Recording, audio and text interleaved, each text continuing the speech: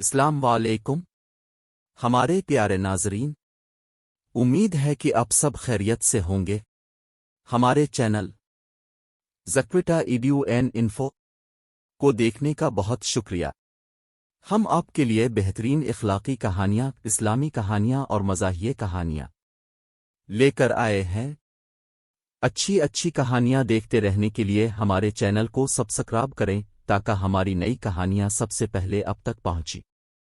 ہمارے چینل کو لائک اور سبسکرائب کریں۔ شکریہ۔ اب چلتے ہیں اپنی کہانی کی طرف۔ نیکی کا صلہ۔ سورج غروب ہونے کے بعد ہر طرف سناٹا چھا گیا تھا۔ یہ کسی بستی میں ایک عورت اپنے گھر کے دروازے پر پریشان بیٹھی تھی کہ ایک بزرگ کا وہاں سے گزر ہوا۔ انہوں نے اس عورت سے سبب پوچھا کہ کیا ہوا تو وہ عورت دکھی آواز میں بولی، اب میرا حال سن کر کیا کریں گے؟ بزرگ نے کہا، تمہاری پریشانی کا کچھ حل تلاش کروں گا۔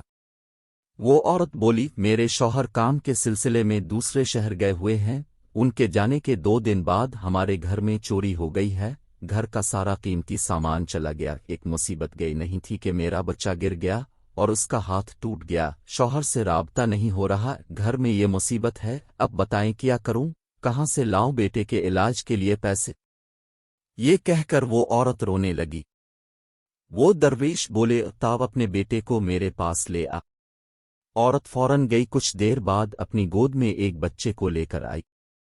بزرگ دونوں کو اپنے گھر لے گئے۔ بزرگ بچے کو لے کر ہسپتال چلے گئے۔ بزرگ کے گھر والوں نے بھی ان کو کوئی تکلیف نہ ہونے دی۔ بچہ کچھ دنوں بعد ٹھیک ہو گیا۔ وہ عورت خوشی سے رونے لگی۔ بزرگ سے کہا، اپنے میرے بچے کا علاج کروا دیا، آپ کا احسان میں کبھی نہیں بھولوں گی۔